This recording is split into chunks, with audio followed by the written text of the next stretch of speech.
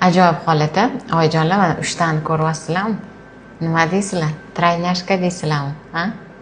Yo'q, traynyashka emas. Bu желтый tela, bola chiqqan joy. Ya'ni bola shu yerdan chiqqan va o'rnida kista hosil bo'ladi. Bu normalniy holat. Mana matkamizni ichi, matkani ichida o'zimizni bolajonimiz bor. Bolajonimiz yaxshi. Hop, mana burchakda yuraklari uryapti. Zo'r holati. Oyisi necha kun oldin o'ziga tushdingiz? 2 kun oldin.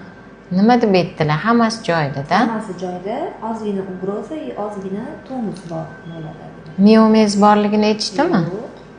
Mana bizani xuddi mana bu yerda matkani bitta qo'shimcha shoxi bor va uni ichida ham bola borga o'xshab ko'rinadi.